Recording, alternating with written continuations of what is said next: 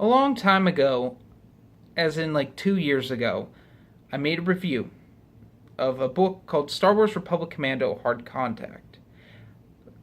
Little did I know that that would become one of my most viewed videos of all time, being ranked at number 4 behind both Death Troopers, Red Harvest, and the first ever Can Rants, of course.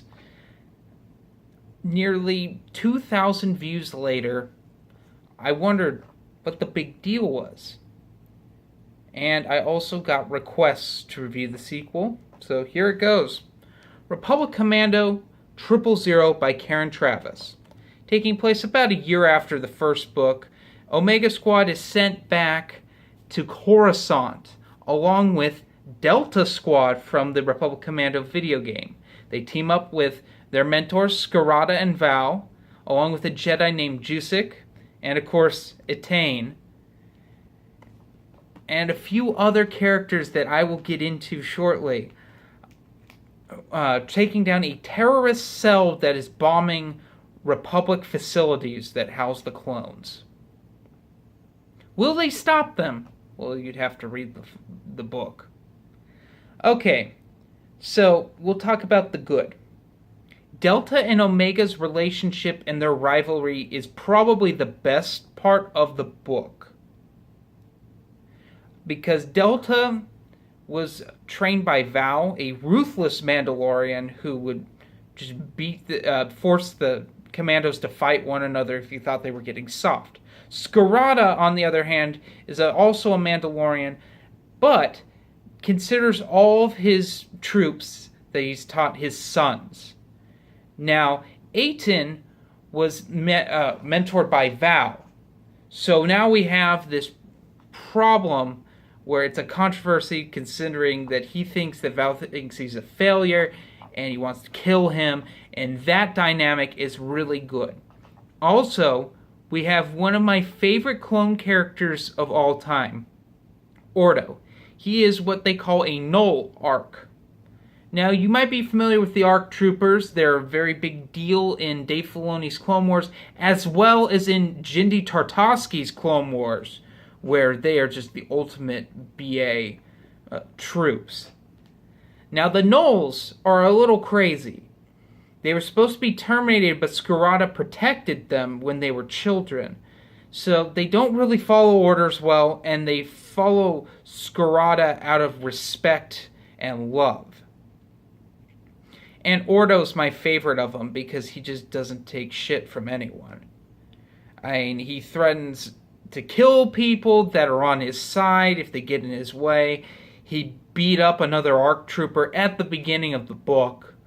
And overall, just a righteous badass.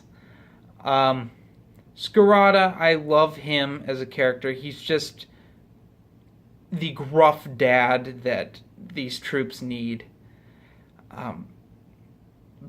But we have to get into the bad of this book, because there is bad. I know a lot of you love the Commando action, and it's fun, and it's really good, and Karen Traviss nails her craft of military experience from her being a war correspondent. That is very clear that that is her expertise. But Karen Traviss has a few quirks that really stand out in this book that I just can't stand. The first one being that the clones are the slaves to the Republic. Well, no duh they are. They have no choice. That's pretty clear. That's like the horrible thing about it. But she keeps drilling it into your head over and over and over again, and it's so obnoxious after a while, and you just don't want to hear it anymore. I mean, it sucks, but we don't need to hear this constantly.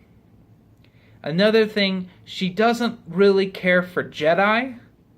That's not as apparent. Well, it is in this book. It's more a problem in Legacy of the Force later. She just likes clones and Mandalorians and bounty hunters, and that's about it. Specifically in this book, the clones of Mandalorians.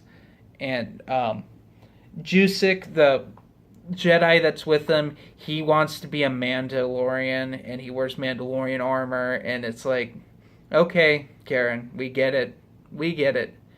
But The absolute worst part of this book, and we're going to get into spoilers in 3, 2, 1. Etain and Darman's romance is terrible. Now, Matt told me this was terrible. He told all of us in his Matt's Expanded Universe. So right off the bat, I start to get worried. But Django, my friend, is also, he absolutely loves this book. So I'm like, maybe Matt's overreacting. No. This romance is so rushed and just terrible. Because Etain's a terrible character. In my top 5 dumbest Star Wars characters, she's only slightly beaten out by Ahsoka for number 3. Ahsoka's number 2, and of course Jar Jar Binks takes the cake at number 1, obviously. But Etain makes so many just ridiculous choices in this book, and it fucking makes me cringe. Pardon my French, but it's true. It drives me insane. For instance, she decides that she wants to be with Darman. It's kind of clear in Card Contact. And, they could start dating or something while they're undercover. I'm fine with that. I know it's a little cheesy, but I am okay with that choice. What I'm not okay with is that immediately they start bumping uglies. So, and not only that, but she's now pregnant with Darman's son. Yes, that happens. The Jedi General is impregnated by her clone lackey, for lack of a better term. That to me is so stupid. And the thing is, you couldn't wait till True Colors to do this? You had to fit this all into this book? This one little book this all happens in? No, it doesn't get written well that way. I could buy it if this was spread out to another book, but it's not. It's all in this one. What are you thinking? And the whole thing is she doesn't want to tell Darman because it'll distract him from the mission. Well, no shit. It's going to distract him from the goddamn mission. Of course it is. Are you stupid? So she tells Scarada, and she's like, Scarada will accept it. I'm just thinking to myself, no, he's not. He doesn't give a shit about you if it involves his kids, which all the clones are just his kids. So, Scarada takes it the way you think he does. He doesn't, he gets pissed at her. And he makes her play it by his rules with what's going to happen to the child. And I guess he's going to raise her child. I don't know. There's still another 3 books after this. Oh my god. But then we get to the ultimate stupid of Etain. The ultimate stupid. Now you might be thinking getting knocked up by your clone trooper you're commanding is bad. No. So she and Ordo are chasing someone, and she crosses the line, and at the time, when I first started reading it, she tells him to check, which is something Scarada says when he wants them to stop and think about what they're doing. But after reading what he did to an ARC trooper, what are you thinking? So he flies off the handle at her and threatens, if she ever does it again, to kill her. So I'm like, well, no shit. You shouldn't have done that either. What are you thinking?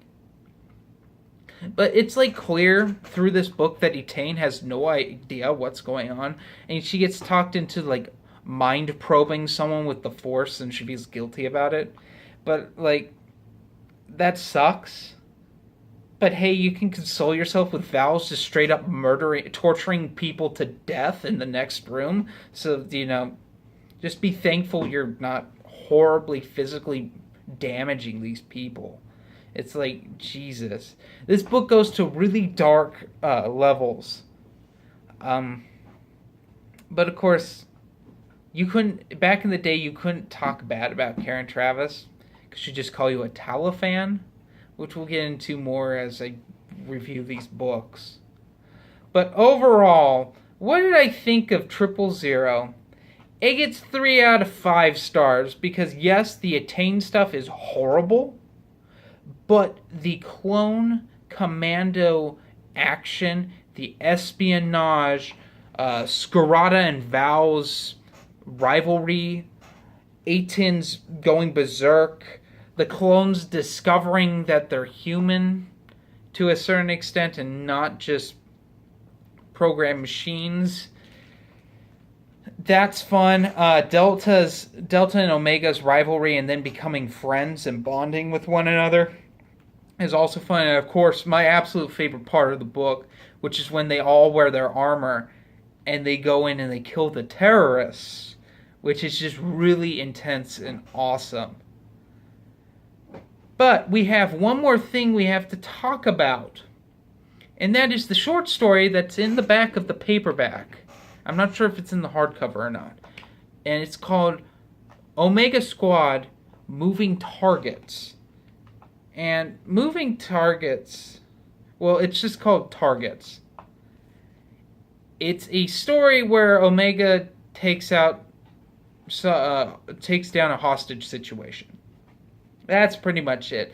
It's to show that they have their brand new black katana armor, and that they function as a team better than they did in Hard Contact. The thing is, this happens before 000. But it's at the end of the book. So why couldn't you just put it in the front of the paperback? Seriously. It also shows Fee and Ordo's joking rivalry, where Fee just makes fun of him and says he has a skirt because he's an ARC trooper. It's humorous, but that's about it. There's not a whole lot that's talked that establishes anything that you didn't already figure out after reading 000. But now, lastly, how do you find this book? Well, of course, they have a Legends banner print of it. This is an older print. I've had this for a while. But if you're really cool like me, then you're going to find the Republic Commando hardcover, which has Hard Contact and 000. This thing is really hard to find. It pops up every once in a while on eBay. I got this for about $60 along with another copy of the Dark Nest trilogy hardcover and Outbound Flight in hardcover. They were all the book club size. Mind you, this is only the first 2 books. There's only one other hardcover after this, and that one's hard to find too. I paid a lot of money for that one. But I really wanted these in hardcover because it was a goal for collecting. Anyway, that's my review of 000. If you like it, give it a thumbs up. I know a bunch of you aren't going to like my opinion on it, so you can, if you want to, you can thumbs it down. I don't care. I just gave my thoughts on the thing. I am in a minority here, but at the same time, I think I gave it an honest review. And if you are really into like the Clone Wars, go check this book out. It's worth your time. Even with its stupid things that are in it, the good outweighs the bad. So, anyway, have a nice day.